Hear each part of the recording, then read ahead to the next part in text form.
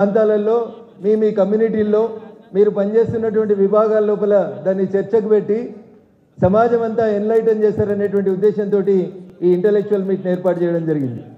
ఈ వేదిక మీద నాతో పాటు ఆసీనులైనటువంటి గౌరవ కేంద్ర బొగ్గు గనుల శాఖ మంత్రివర్యులు గంగాపురం కిషన్ రెడ్డి గారికి, మరో సీనియర్ పార్లమెంటేరియన్ రాజ్యసభ సభ్యులు పెద్దలు అన్న లక్ష్మణ్ గారికి, పాలమూరు పార్లమెంట్ సభ్యురాలు అక్క డికే అరుణ గారికి, సంఘటన మంత్రి గౌరవనీయులు చంద్రశేఖర్ తివారీ గారికి, శాసన మండలి సభ్యులు అంజిరెడ్డి గారు, మల్క కొమరయ్య గారికి, భారతీయ జనతా పార్టీ సంఘటన మంత్రి రాష్ట్ర ప్రధాన కార్యదర్శి పెద్దలు వీరేందర్ గౌడ్ గారికి, ప్రింట్ ఎలక్ట్రానిక్ మీడియా మిత్రులకి, వేదిక ముందున్న మీకు అందరికీ కూడా పేరు పేరున శుభాకాంక్షలు. నరేంద్ర మోడీ గారి 12 వసంతాలు సక్సెస్ఫుల్గా పూర్తయిన సందర్భంగా ఈ సమావేశానికి వచ్చి ఇక్కడ మీరు విన్నటువంటి అంశాలు బహుశా మీకు తెలియని విషయాలు మేము ఏదో కొత్తగా చెప్తామని నేను అనుకోవట్లేదు. You are all well versed, you are more intelligent than many of us those who are sitting on the dais, but we are trying to once again remind the issues and the progress of this country under the dynamic leadership of our honorable Prime Minister Sri Narendra Modi ji. So Congress mainly alleges that the democracy is under threat under the leadership of Narendra Modi ji. I would like to say 2-3 lines and I would like to conclude also. So Congress ఏమని ఆరోపిస్తుందంటే నరేంద్ర మోడీ గారు ప్రధానమంత్రి అయిన తర్వాత భారతదేశంలో ప్రజాస్వామ్యం ప్రమాదంలో పడింది అని చెప్తారు. సో అట్లాంటి కాంగ్రెస్ పెద్దలకి మనం చెప్పాల్సింది ఒకటే ఒక అక్షరంలో వాళ్ళకి సమాధానం చెప్పొచ్చు. ప్రజాస్వామ్యానికి అర్థం మెజారిటీ ఈజ్ లా అని చెప్తారు. భారతదేశానికి స్వతంత్రం వచ్చిన 1947 ఆగస్టు 15 తర్వాత స్వతంత్ర భారతదేశాన్ని ఎవరు నడపాలి అనే ఒక ప్రశ్న దేశ ప్రజల ముందుకు వచ్చినప్పుడు మేమే స్వతంత్రం తెచ్చినామని భావించినటువంటి కాంగ్రెస్ పార్టీ పెద్దలు ఇప్పుడు ఎట్లయితే సిడబ్ల్యూసి అని చెప్తామో అట్లే అప్పుడు ఉన్నటువంటి ప్రొవిన్షియల్ స్టేట్స్ని రిప్రజెంట్ చేస్తున్నటువంటి కాంగ్రెస్ పార్టీ ప్రతినిధులంతా కలిసి ఎవరినో ఒకరిని ఈ దేశం నడపడానికి ఎన్నుకోవాలనేటువంటి ఒక ఆలోచన చేయడం జరిగింది. సో ఆ రోజు ముఖ్యంగా 2 పేర్లు ఆ కమిటీ ముందుకు వచ్చినాయి. ఒకటి గౌరవనీయులు సర్దార్ వల్లభాయ్ పటేల్, రెండోది పండిట్ జవహర్లాల్ నెహ్రూ. సో ఓటింగ్ పెట్టినారు, ఎందుకంటే ప్రజాస్వామ్యంగా ఉందామనుకుంటున్నాం, మన దేశం ప్రజాస్వామ్య దేశం కాబట్టి. ఒకటి పండిట్ జవహర్లాల్ నెహ్రూ, 2 సర్దార్ వల్లభాయ్ పటేల్. ఈ ఇద్దరిట్లో ఎవరికి ఓటేయాలనేది కాంగ్రెస్ పార్టీ పెద్దల్ని ఓటేయమని అడిగారు, ప్రజల్ని అడగలేదు. So within the Congress the people those who are present in that meeting they voted. 16 మంది సర్దార్ వల్లభాయ్ పటేల్ కోటేసిండ్రు, ఒక్కరు మాత్రమే పండిట్ జవహర్లాల్ నెహ్రూ కోటేసిండ్రు.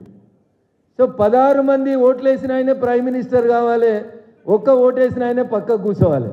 కానీ 1947 ఆగస్టు 15 తర్వాత స్వతంత్ర భారతదేశానికి కాంగ్రెస్ ప్రజాస్వామ్యం అనే పదాన్ని కూనీ చేసి తక్కువ ఓట్లు వచ్చిన ఆయనను, ఒక్క ఓటు వచ్చిన ఆయనను తెచ్చి ప్రధానమంత్రి కుర్చీలో కూర్చోబెట్టిన రోజే ఈ దేశంలో ప్రజాస్వామ్యం చచ్చిపోయింది.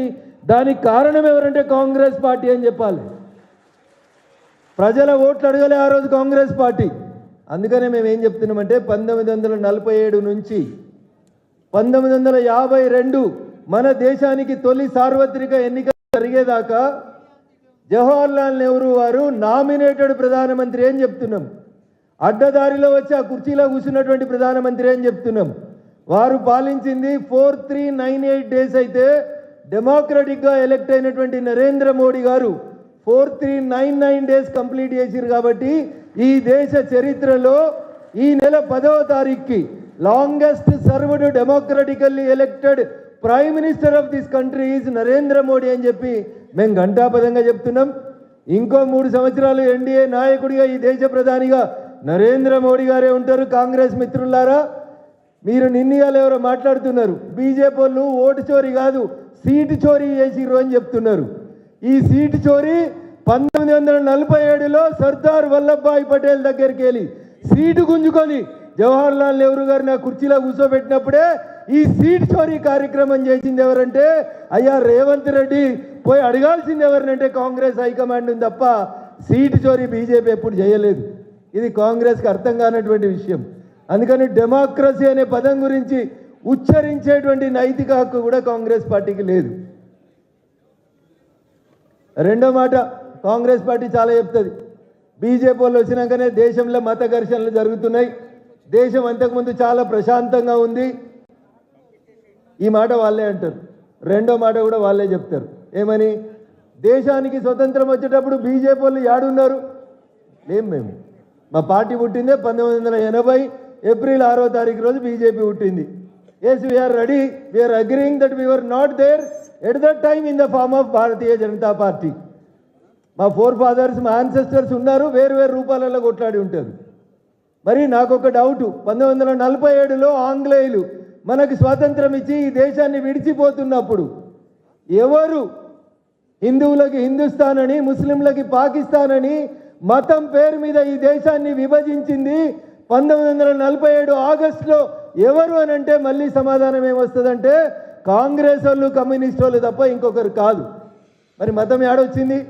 మతం పేరు మీద ఈ దేశాన్ని విభజించింది ఎవరు? 1947లో బీజేపీ లేదు, బీజేపీకి సంబంధం లేదు. మరి బీజేపీ వచ్చినాకనే మతపరమైనటువంటి ఘర్షణలు వచ్చినాయని మాట్లాడే కాంగ్రెస్, కమ్యూనిస్టు కుహానా లౌకికవాదులారా, అసలు మతం పేరు మీద ఈ దేశాన్ని విభజించి హిందుస్థాన్, పాకిస్తాన్ అని రెండు భాగాలుగా విభజించిన బాధ్యత ఎవరు వహించాలంటే దానికి కాంగ్రెస్ పార్టీ వహించాలి, కమ్యూనిస్టులు వహించాలి తప్ప ఇంకొకటి కాదు. మా మిత్రుడు టైం అయిపోతుంది అని చెప్తుండే ఇంకొక మాట చెప్పి ముగిస్తాను. సో మతానికి, భారతీయ జనతా పార్టీకి ఈ దేశ విభజనకు సంబంధం లేదు. డెమోక్రసీని నరేంద్ర మోడీ ప్రమాదంలో పడేసిరు అనేది శుద్ధాబద్ధం. డెమోక్రసీని గౌరవించని పార్టీ, డెమోక్రసీకి అర్థం తెలియని పార్టీ ఏదైనా ఉందంటే అది కాంగ్రెస్ పార్టీ తప్ప ఇంకొకరు గారు ఈ దేశం లోపల. ఇంకొక మాట, ఈ దేశంలో 1952, 1957, 1962, 1967 4 సార్లు అసెంబ్లీలకి, పార్లమెంటు కలిపి దేశానికి సార్వత్రిక ఎన్నికలు జరిగినాయి.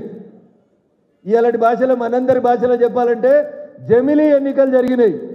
భారతదేశానికి స్వతంత్రం వచ్చినప్పుడు ఇవాళ ఉన్నట్టు 75-80% లిటరసీ రేటు లేకున్నా దేశ ప్రజలు 52, 57, 62, 67 4 సార్లు జమిలీ ఎన్నికలు జరిపింది భారతదేశ ప్రజలు, అప్పటి ఎన్నికల సంఘం. అప్పుడు కాంగ్రెస్ అధికారంలో ఉన్నప్పుడు జమిలీ ఎన్నికలు జరిగితే ఎవరికి కడుపు నొప్పి లేదు. ఈరోజు తిరిగి అదే జమిలీ ఎన్నికల విధానాన్ని ఈ దేశంలో ప్రవేశపెట్టాలని నరేంద్ర మోడీ గారు దేశ ప్రజల ముందు ఒక చర్చ పెడితే నథింగ్ డూయింగ్. మోడీ గారు చేస్తామంటే మేము ఒప్పుకోము. మరి 52లో జమిలీ అయితే ఎవరికి ఇబ్బంది కాలే, 57లో జమిలీ అయితే ఎవరికి ఇబ్బంది కాలే, 62, 67లో కూడా జమిలీ అయితే ఎవరికి ఇబ్బంది కాలేదు. అప్పుడు దేశ ప్రజలకి ఇంత లిటరసీ రేట్ లేదు. ఈ జమిలీ ఎన్నికల విధానాన్ని కూనీ చేసి ప్రజల చేత ఎన్నుకోబడినటువంటి ప్రభుత్వాన్ని, మొట్టమొదటిసారిగా కేరళలో కమ్యూనిస్టు ప్రభుత్వాన్ని కూలదోసిన ప్రధానమంత్రి ఎవరంటే ఈ దేశ ప్రధాని జవహర్లాల్ నెహ్రూ గారు. ఆర్టికల్ 356 ఉపయోగించి మొట్టమొదటిసారిగా ప్రజాస్వామ్యబద్ధంగా ఎన్నికైనటువంటి కేరళ కమ్యూనిస్టు ప్రభుత్వం దగ్గర నుంచి మొదలుకుంటే ఉమ్మడి ఆంధ్రప్రదేశ్లో ఎన్టీ రామారావు గారి ప్రభుత్వం దాకా ఆర్టికల్ 356ని 100 సార్లు ఉపయోగించి ప్రజాస్వామ్యాన్ని కూనీ చేసిన కాంగ్రెస్ ఇలా మాట్లాడుతుంది. నరేంద్ర మోడీ గారు వచ్చిన తర్వాత ప్రజాస్వామ్య వ్యవస్థలు ప్రమాదంలో పడ్డాయి. ఏ వ్యవస్థ పడ్డది సార్? ఒక్క వ్యవస్థ మాత్రం పడ్డది. గాంధీ కుటుంబం అనేటువంటి వ్యవస్థ ప్రస్తుతం ఈ దేశంలో ప్రమాదకరమైనటువంటి పరిస్థితుల్ని ఎదుర్కోవాల్సి వస్తుంది. ఎదుర్కొంటారు ఖచ్చితంగా.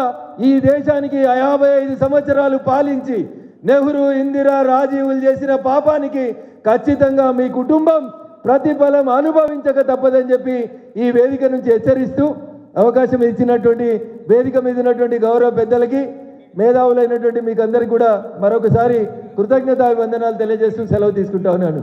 జై హింద్, జై భారత్. నరేంద్ర మోడీ గారి నాయకత్వం. అప్పుడు వస్తలేదన్న, మేమన్నప్పుడు అనుకున్న రాజ్నాథ్ సింగ్ గారు వచ్చినప్పుడన్నా గట్టిగా చెప్పండి. నరేంద్ర మోడీ గారి నాయకత్వం. భారత్ మాతా కీ, భారత్ మాతా కీ. నరేంద్ర మోడీ గారి నాయకత్వం, నరేంద్ర మోడీ గారి నాయకత్వం. జై హింద్, జై భారత్.